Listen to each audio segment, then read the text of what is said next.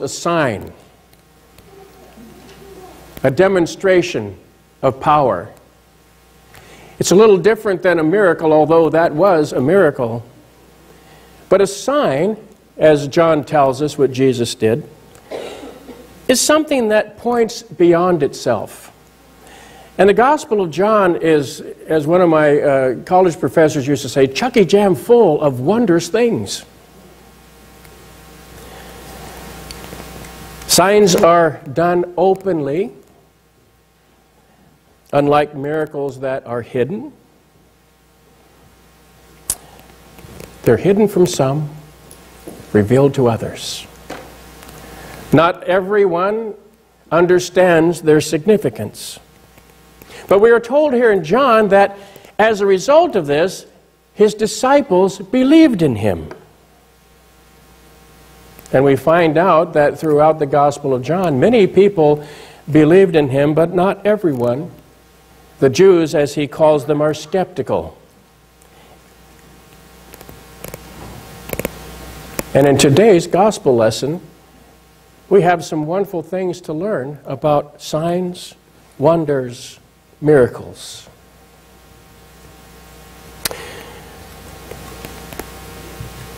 Jesus is invited to a wedding.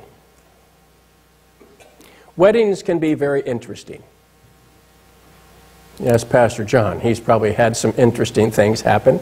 Oh boy. Some are downright embarrassing, others are really funny, and there are some that are extremely disappointing. If you were to go on YouTube and put in there a search for weddings, you will find some very interesting things. Even on Facebook, some of those things go viral. You watch the America's Funniest Home Videos and you find out some other things.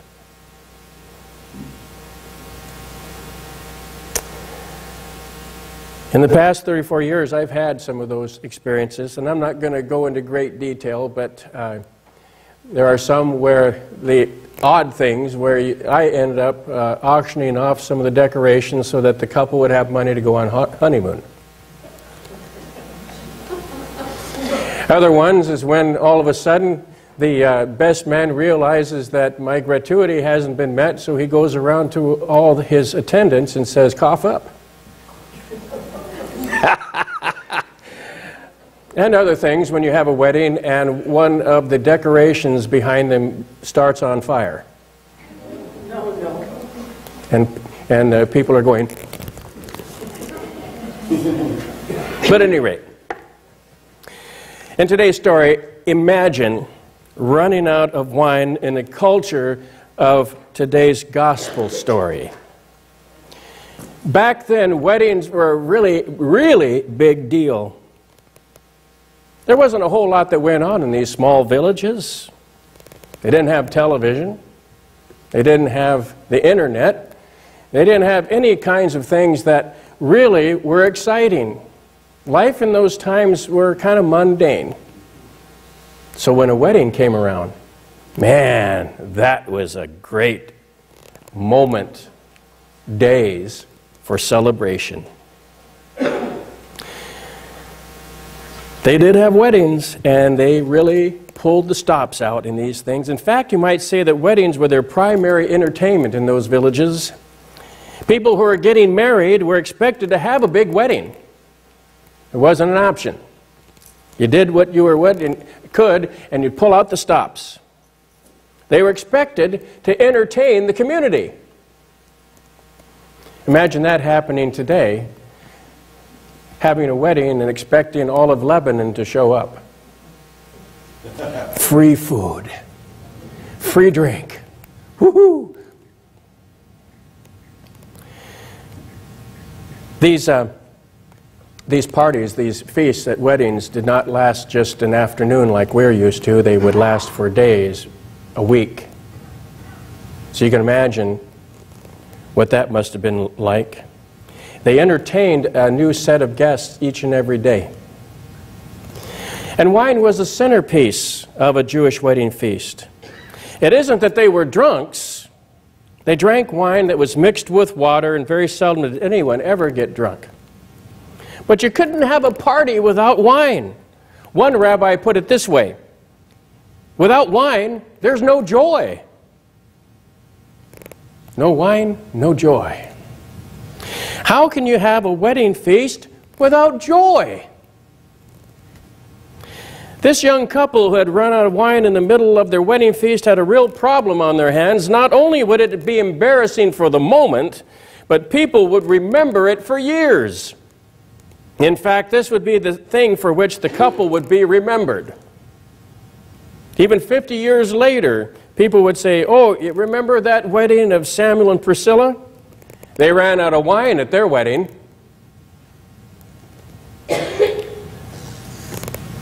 We hear mentioned in this story this one person known as the master of the feast. The master of the feast was to place in order all the tables and the couches, arrange the courses, taste the food and the wine beforehand. This steward was in charge. Even the Romans at their banquets had a toastmaster who was called the arbiter bibindi, the arranger of the drinking. Sometimes one of the guests acted as a kind of master of ceremonies at Jewish weddings. But our equivalent of the master of the feast is really like a head waiter. He was responsible for the seating of the guests and the correct running of the feast. The chief steward is in charge of the wine and would share the embarrassment of the shortage. So you can see that his job was kind of on the line too.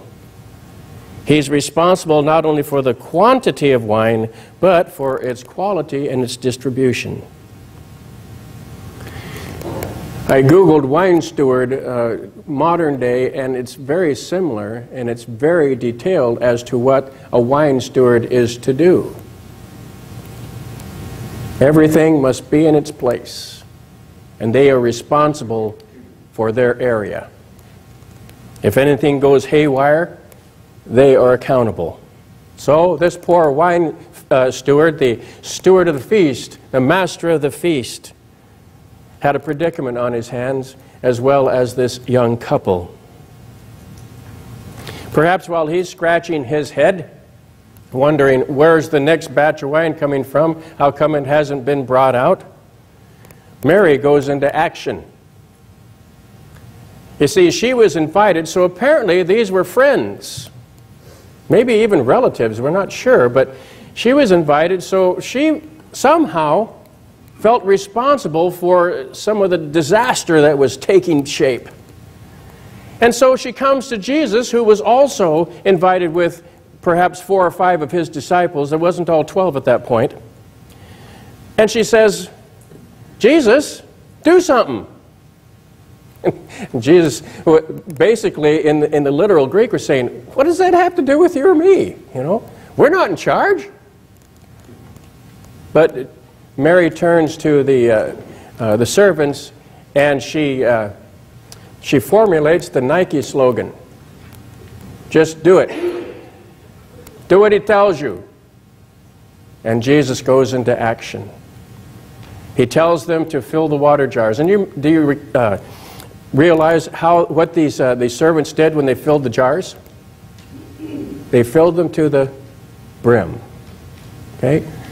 They were not just saying, "Oh man, we got to fill these water jars with water."